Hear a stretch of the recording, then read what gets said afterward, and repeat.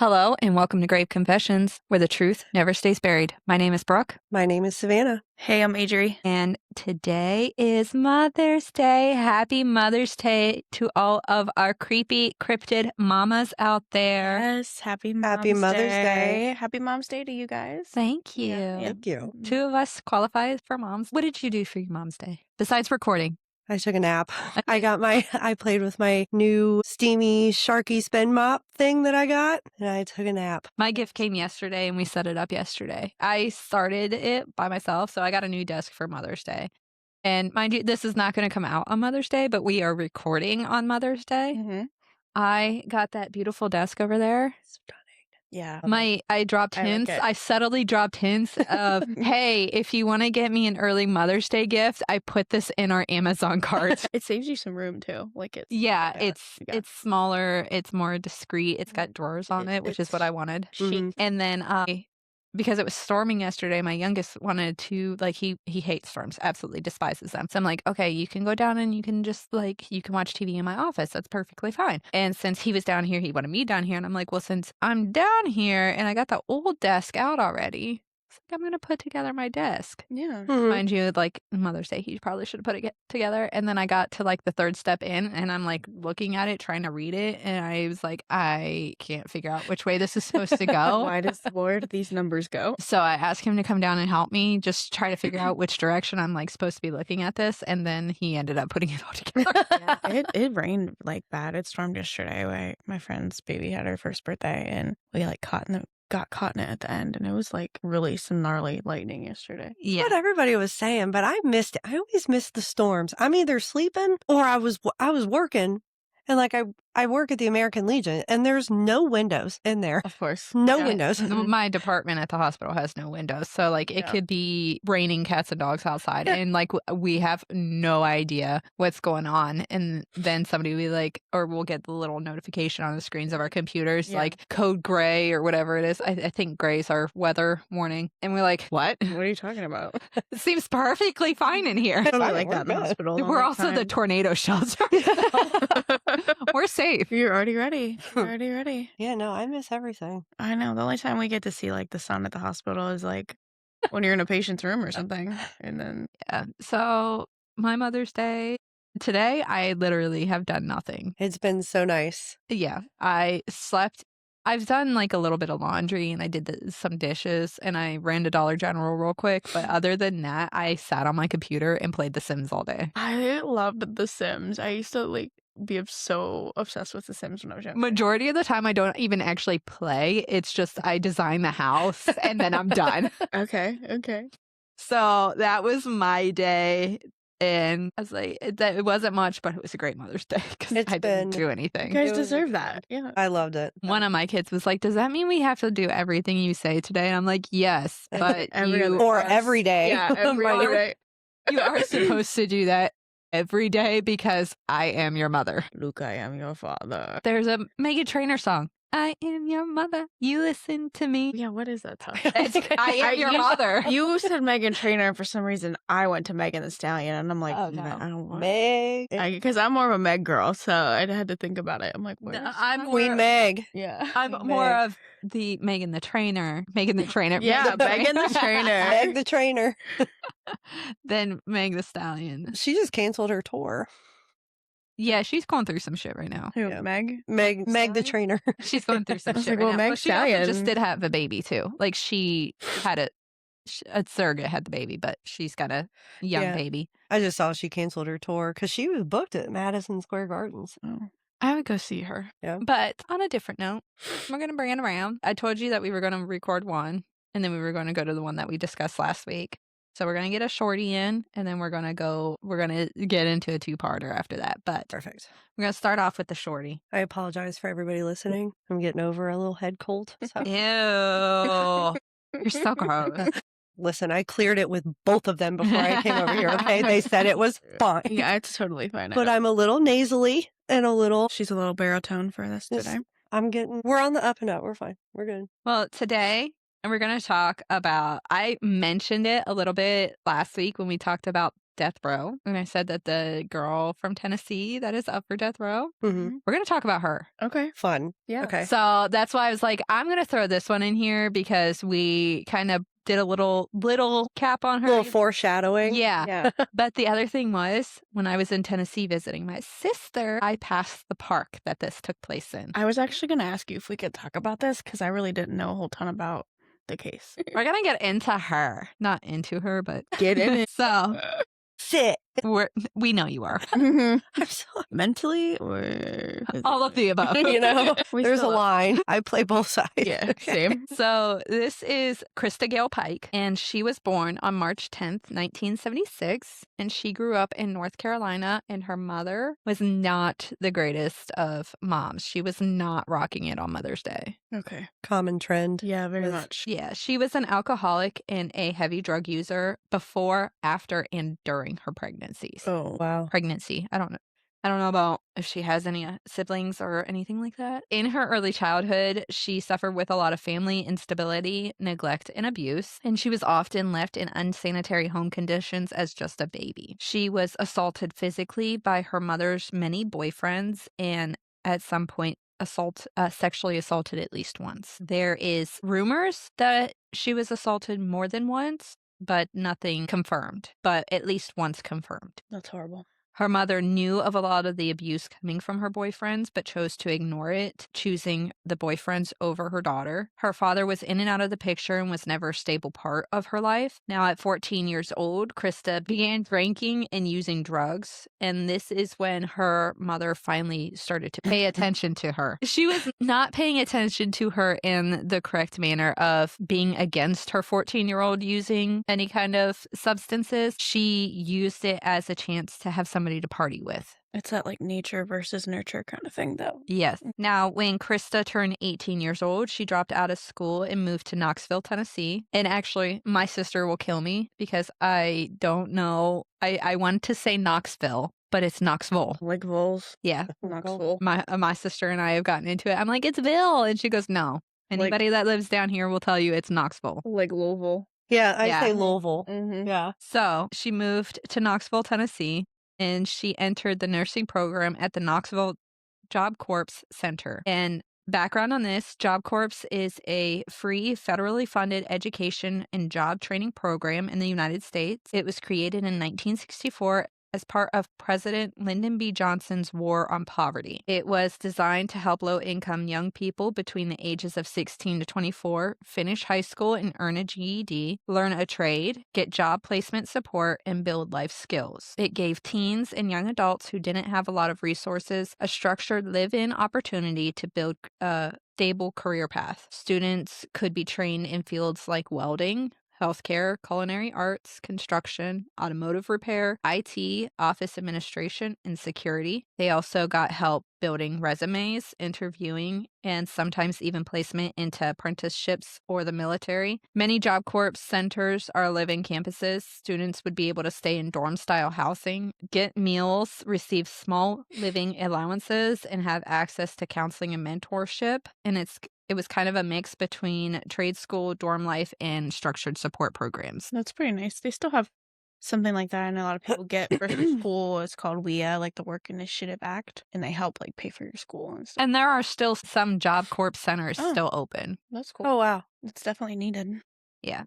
But a lot of have been said to turn into less of a good structured path and more of rehabilitation program, where they would send a lot of teens that have either like come out of juvenile facilities or foster programs, and it caused a lot of problems with them. Makes sense. Huh.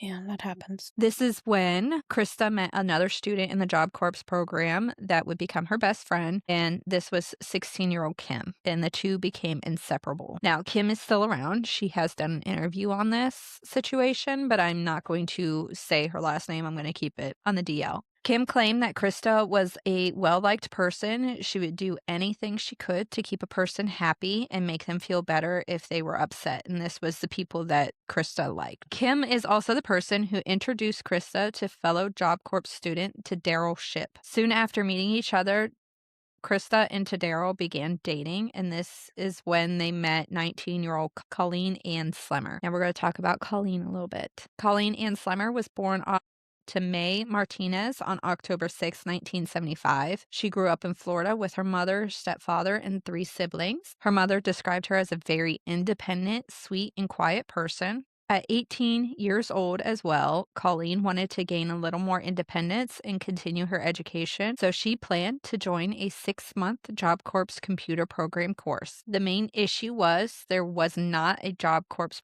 campus in Florida, and the closest one to her was in Knoxville. Colleen was very excited for this move to Knoxville and saw it as a new opportunity, but her mother and stepfather did not agree and thought it was too far for her to go from home. But on October 31st, 1994, 19-year-old Colleen left for Knoxville, and that was the last time her family ever saw her alive. Wow. The last conversation Colleen's mother had with her was over the phone after Colleen had been on campus for a little while. Colleen had told her mother on the phone that she was having a hard time with some of the other students on campus breaking into her room and harassing her. Can we guess who this was? Pike. Yeah.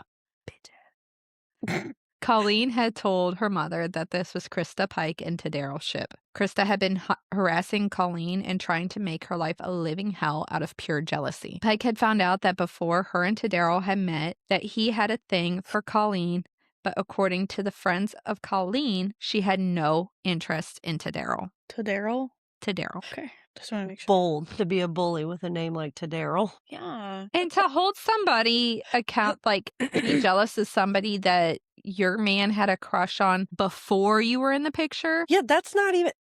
And Sounds she like that wasn't even retro- into him. I mean, like it was a one-sided crush. Yeah, that, be mad at him. not Girl, her. I don't. That's how it always is. You're mad at the girl, not the guy. Girl, I don't want your man. What's The her- only time what's her I've ever first name? gotten I got it like that. Christa. Krista, your insecurity showing. The only time I've ever gotten jealous of somebody that had like before me is if they're causing problems in the current relationship. Yeah, Yeah. And like it's if not they even compare- jealousy, it's more of annoyance. yeah. Like if they compare you to them or things like that. Like, Now, I've had problems with exes trying to start drama, yes. As adults is so Yes. crazy. Go away.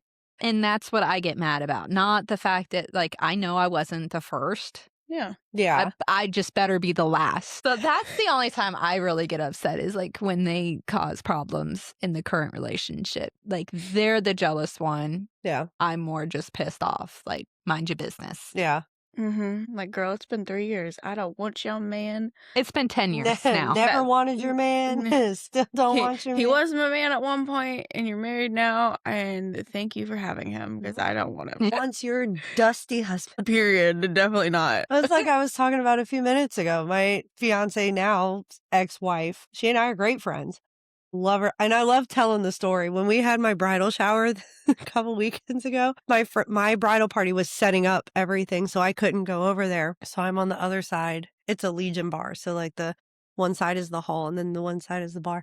So I'm hiding over here because I can't go over there yet. So his ex-wife was over there and we were standing there talking and she comes and gives me a hug and like all my regulars and people are all sitting there. And I'm like, yeah, this is Brett's ex-wife. And they're like, ha.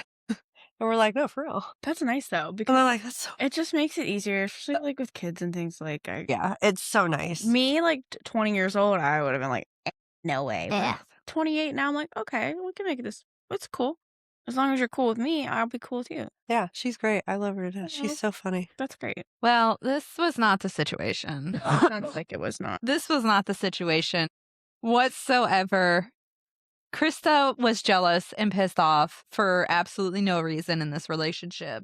Like, insecurity to the max. After a short break where Pike had gone home, she returned and Ship had claimed that he and Colleen hooked up. Though this was never confirmed, but it did add fuel to the hatred that Pike had for Colleen. Yeah, of course. Kim, Pike's best friend, claimed that she had never known how much Pike had seen Colleen as a threat and how obsessed that Pike had become with her. Kim claimed in an interview that she had realized how Pike had felt about Colleen when her name came up in a conversation one day and Pike made the comment saying she was going to kill her.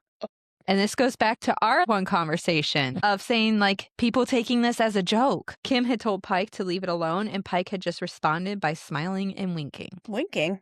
She Kim had claimed that she thought she was joking. Like, she was just gonna... Like, haha, I'm gonna kill you, girl. What? What was I just watching? Something just happened similar to that with a high school student. No, something like that just happened where a high school student was sending text messages. There's a state, I have to look it up, but there is a state somewhere where the police department has an app that you can download, and it's mostly for like high schoolers, school age kids can go on this app and they can send tips through this app, and it'll go straight to the police department and they can investigate it. And somebody had done that and about whatever was going on, but there was a high school student saying like, I'm going to kill this other student in the bathroom. And then when they investigated it, that student had a knife, had a gun, like, and then I'll have to send it to you because like they had the body cam, or not the body cam, but like the, well, body cam, but they also had footage of them in the back of the cruiser. And it was her and another girl laughing. Like, they're like, oh, they're going to go through his phone and ha ha ha ha ha. And they're going to see this and they're going to see that. What is wrong with some people? It was really mind blowing. I think she was like 15, 16 years old. Well, that happened to that girl in Ohio, and I feel terrible for not being able to remember her name. But she got like bullied so bad that she like committed suicide. And a girl I am in school with, her daughter went through the same exact thing. Like, she had to pull her out of public schools and be homeschooled because I was reading these text messages from these 13-year-old, 14-year-old girls, and they were just talking so vile and crazy, and even talking to her mom, like threatening all these things. And like the girl who unfortunately passed away due, in Ohio from that, also like her family helped with like lawyers and stuff. Like, I don't understand kids. Mm-mm. I don't understand bullying, but I also don't understand, like, if somebody says that they're going to kill somebody, don't take it as a joke. No. Yeah. Don't take that seriously. Because that's what somebody was saying about what I was talking about. They said that, I'm not sure if they're kidding or not, but I mean, kudos to the police for taking the tip seriously. Wow, you know what I mean? That's not something like, I'd rather turn it into the police and it come up nothing. Yeah. Than be that person in an interview that's like, well, I just thought they were joking. And then now that could have helped somebody. Yeah. Yeah, definitely. Yep. But on January 12th, 1995, Pike had told Kim that a group of them was going out for the night, and the group had consisted of Christa, Tadero, Shadola, Peterson, and Colleen. And this would have been my first like red flag of like, if I was Kim and she's saying, I'm going to go out with Colleen after just saying, I'm going to kill her. Mm-hmm. This is not a good friendship here. Yeah, we would. So why are we all of a sudden hanging out? Yeah. She had told Kim that they were going to a park and smoke some weed and also going to Blockbuster to rent some movies. Blockbuster. Kim stated that she had a bad feeling about this right away, but Pike left to sign out for the night, and before she left the room, she looked at Kim and winked and smiled. That's bizarre. Red flag number 2. Quit winking at me. You flirting with me? Yeah, you flirting. I like a little wink. It's kind of weird. I don't feel like I would like a wink from Pike. No, definitely not. Or to Daryl for that. No. So Pike, Ship, and Peterson lured Colleen out of the campus by inviting her to go to Blockbuster with them. All 4 of them signed out of the campus and walked out, heading toward Tyson Park at around 8:50. And that is the park that I passed on my way to my sister's. Oh, wow. It's about 45 minutes from her. Mm-hmm. Colleen wasn't aware that Pike had brought with her a box cutter and a small meat cleaver that she had hidden. How do you hide a meat cleaver? I don't know. I Small meat don't. cleaver? Like, you're going to see that. Like, It was probably in her pants. what do you got in your pants? You excited to see me, or you got a meat cleaver? Like, what? Is it a meat cleaver? Or Something. it's good luck. It's a rabbit's foot. Can we make it design? Is that a meat cleaver, or are you just excited to see me? That's exactly what I said. Yeah, I'm going to make that a shirt. Bedazzle it. Yeah, it's going to be our first merch drop. I'm breaking out my Cricut as soon as I get home. Me too. I bought tumblers to make us tumblers. Did you? Yeah. Well, that We gotta ask ChatGPT to come up with the design for that. Are you Yeah. excited to see me, or is that a meat cleaver? Yeah, I would put on a hat 'cause I like to wear hats. Well, while walking through Tyson Park, close to the University of Tennessee Agricultural Campus, this is when Pike had stopped the group, claiming she had hidden some weed close by and they should stop and smoke for a little bit. They hid the weed? They hid the weed Where are you hiding it? Like under a rock? Like a hide key? in her ass. In your ass? Just with the meat cleaver. The prison purse? When they had stopped, this is when Pike, Ship, and Peterson ganged up on Colleen. Ship and Pike began beating Colleen while Peterson stood by keeping watch. Colleen begged them to stop, asking them why, and the more she begged, the more enraged Pike became. At some point during the attack, Colleen managed to get up and try to run, but before she could escape, Ship had tackled her down and Pike began stabbing Colleen. Pike had stabbed Colleen nearly 300 times and just wouldn't stop. 300? 300 times. That is fueled by rage and anger. Yeah, that's a crime of passion. Like, This 300 times? Yeah. my arm would fall. Like, Dude. This attack lasted up to about 45 minutes. oh my God. And it was with the box cutter, right? With a box cutter. This is what's terrible. Colleen was believed to be alive through most of this attack. That's what I mean. Like a box cutter. Yeah, she's cutting her with a box cutter. It's going to be like, you're going to be bleeding, but not like, it's going to take a lot to. Yeah. Oh my God. At one point in time, Colleen begged for her life, saying she would leave right now and just go home to Florida. But Pike continued, stating it was too late. She knew who was doing this to her. Pike had cut Colleen's throat 9 times and stabbed her repeatedly. Then Ship pulled off Colleen's shirt and carved a pentagram into her chest. Oh my gosh. All over a boy. Like, Mhm. nothing is ever A worth boy it. she didn't even like. What was Yeah. his name? Tadare. Goodbye, Earl. Like, Tadaro needed to go. Because what, girl? Nothing is ever worth anything over a helping. man. Over a man? Tadaryl's helping. Yeah. He's Ship. Tadaryl's Ship. Ooh, I missed that part. Wow. So Yeah. he's He's in on it. what the hell? Unfathomable. Flappers gasted. Flappers casted. That's another shirt. Okay. My timbers have been shivered. Yeah, shivered my timbers. Well, Pike was becoming more and more enraged and picked up a piece of broken asphalt nearby and began to bludgeon Colleen in the head repeatedly. Shut the fuck up. Broken asphalt. So we got the meat cleaver, the Box cutter. and a piece of asphalt. They just need a hook at this point. Are you kidding me? How old are they during this? 19. Oh my God. This is eventually what killed Colleen, and she had been beaten to the point that her skull was broken and showing. God. Pike had even pulled out a part of Colleen's skull and kept it. What? What? Yeah. Took a piece of her skull? Souvenir. That's disgusting. Oh my God. That makes me want to cry. Like, truthfully. Like, that's horrendous. That's a whole new level. horrendous. I know a lot of them, like, keep, what are they called? Driver's Souvenirs. licenses. Souvenirs, stuff like that. But a Necklace, piece of their jewelry. skull? Yeah. Dude. Pike, Ship, and Peterson then walked back to the campus, signed back in, and acted like nothing ever happened. Before What? going to bed, Pike then went to Kim's room and had described to her everything that they had done to Colleen, showing her the piece of Colleen's skull. She then told Kim that bitch just wouldn't die. And then before leaving, she had told Kim she could never tell anyone or she would kill her too. I know Kim probably sitting And- there shaking in her boots. You know what? I was about to say that because she took a souvenir. She was probably going to do it again.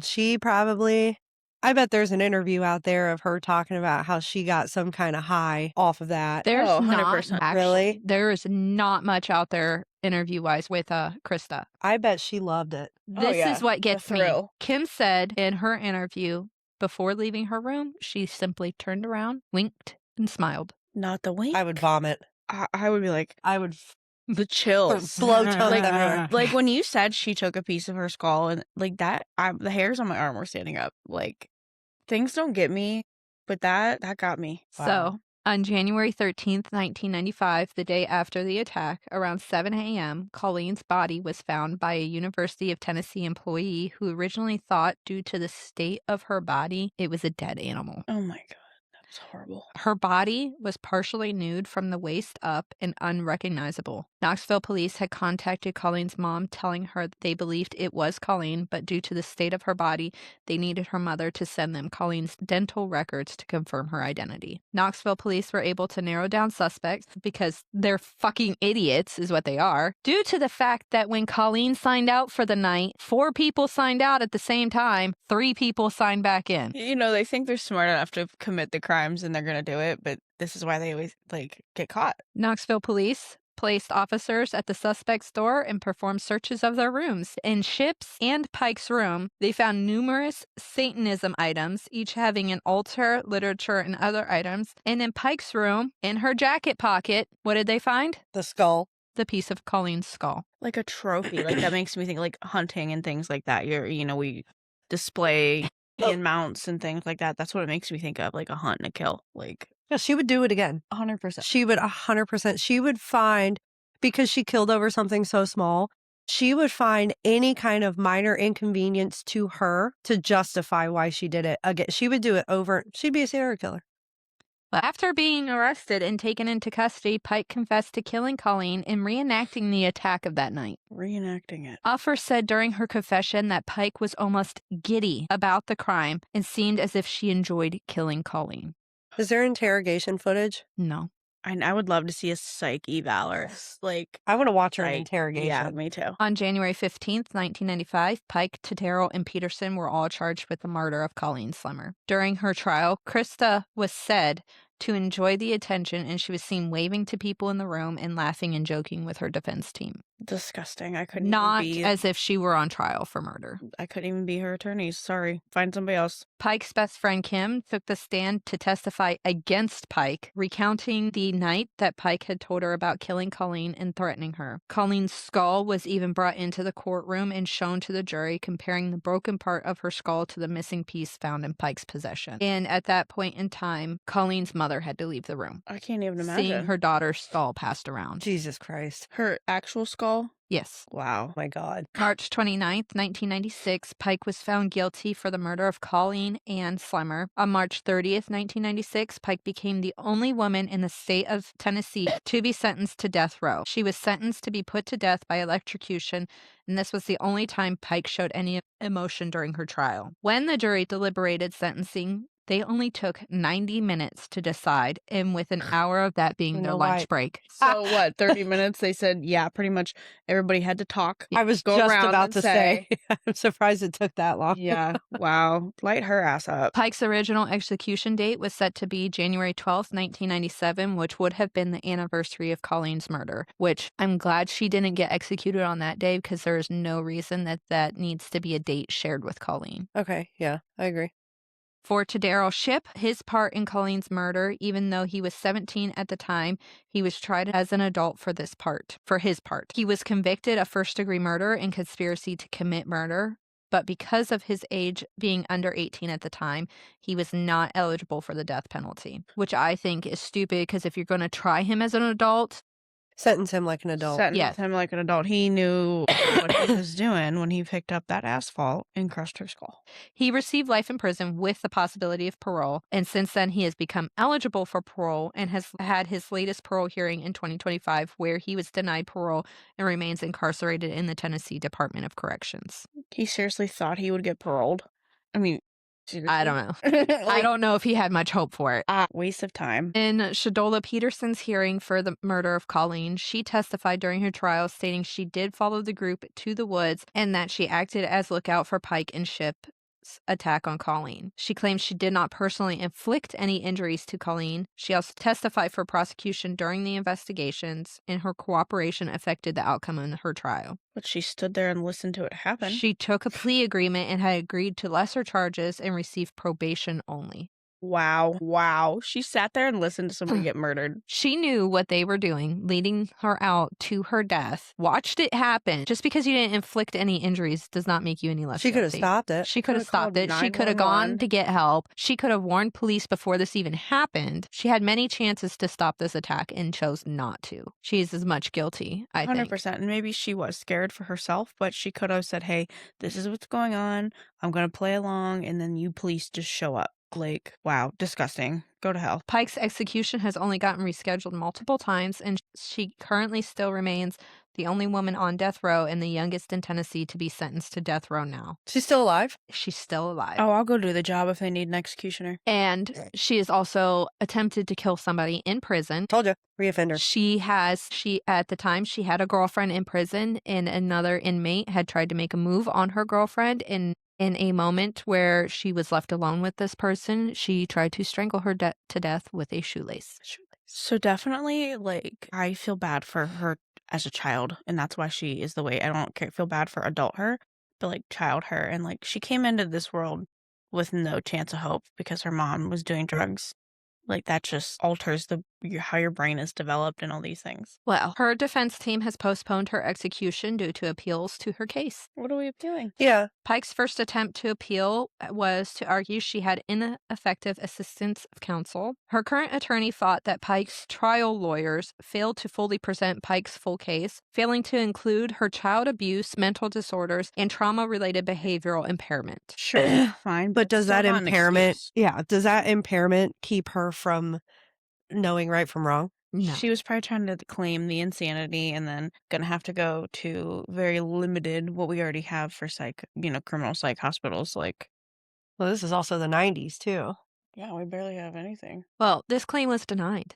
As it should. Her next attempt, her attorneys thought that Pike, being 18 at the time, was barely an adult, and that at the age 18 years old are neurologically similar to juveniles and that should not face execution. This claim was also denied. I asked my 9 and 12-year-old whenever I first wrote this, are you supposed to kill people? And they're like, no. So if a 9 and 12-year-old can know that killing people is wrong, pretty sure an 18-year-old can know that killing people is wrong.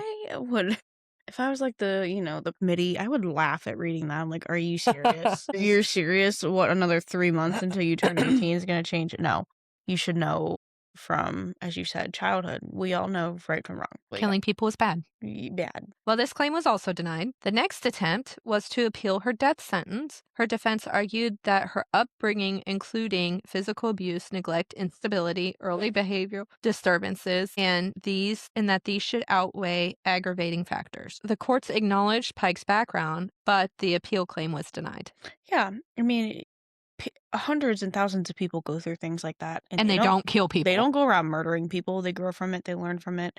She probably had, resources available to her through the JobWorks Corp. So she just didn't want to use them. She got satisfaction out of the notoriety from this, I think. She needed heavily. She did, yeah. Mm-hmm. She wanted to be the center of attention. 100%, because she probably had abandonment issues and didn't get that attention from her family, so she wanted it some other way. Positive or negative, she'll take it. Mm-hmm. Well, her latest appeal attempt challenged Tennessee's lethal injection protocol and raised religious freedom. Pike's appeal was denied, and as of right now, Pike remains on death row, and her execution date is currently set for September 30th, 2026. God's not going to save you. She's not even... She's Satan. We said religious, so I was just assuming she was saying, I went to prison, I'm a changed person, So I'm like, what? I don't think that has anything to do with what religious value there is playing effect. Yeah. Well, if carried out, she will be the first woman to be executed in Tennessee in over 200 years. I should go and watch. Like I said, in just one little snippet of an interview with her that I found, she is not scared of the death penalty.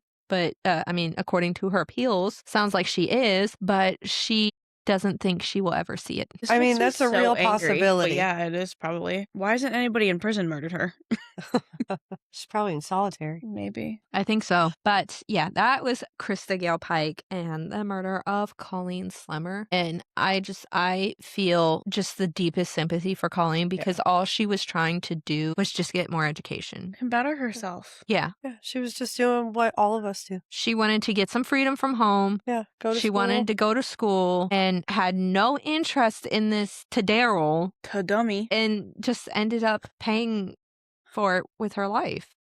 For somebody's unprecedented jealousy. Insecurity. I feel so horrible for her family and everything they had to go through and her mother. And then the fact that she still gets these, I know, we get to have these opportunities to defend ourselves, but you literally admitted to what you did, and then there's a piece of skull. You literally had a piece of somebody's organ that like the skull was probably still warm when you got back to where you were going. That's Do you know what I mean? miserable to think about. Like seriously, like she was still Like it's blood was still circulating. It's one thing to have like something like a passion drive you to do something, but to take a piece of her skull doesn't just say that this was a passion killing. Like it wasn't. No. This was a premeditated. Yeah. That was the deepest depths of anger. Yeah. Rage. And to take that over some bullshit. And to take the piece of her skull says that she enjoyed it. Oh yeah. She 100% liked the feeling of it and wanted to relive that by just having that piece of, and that's why they take it. It's to relive. Any serial killer takes a trophy is to relive the moments of that killing. I 100% agree with you. I think she would have done more. Like if she would have got caught. Too. I think any minor inconvenience would have set her into, well, I did it once, I'm gonna do it again. You know, I would love, especially if she would have gotten away with it, because she would have thought that she could. I got away with it once. I can do it again. It probably made her feel like superior. It 100%. Made her feel like big Billy badass. You know what I mean? Yeah. Like you said, notoriety. Like it gave her, especially during that trial. Like she might have been upset that she got caught because one, she couldn't keep going, but she got the attention she wanted. Yep. I'm still stuck on that they passed around her skull. I figured they would have made a model or something, but like her physical skull in the courtroom, those poor people, those first responders, the officers, the lawyers, her family. Nothing really never gets to me, but this is like really got like I got tears. I have tears in my eyes. Her mom is such a badass because her mom is on this interview, this little documentary that I found. Kim is on it and her mom is on it. And her mom was 100% an eye for an eye. She wants her to go out. My mom would have set her on fire. We're Italian. You would have been missing. So, like, her mom, just a badass. And I hope to God she gets to see the day that Christa goes out. Yeah, or if I was her, I'd be paying somebody to do it. I'm not really this terrible, guys, but that is just... It's terrible. I can't even process it. And then I would love to see, like, read a psych interview or something with her, like the notes, because I also love that part of. That's why I like the criminology and things like that. I would love a behavioral analysis of her. Like, I would love to read that.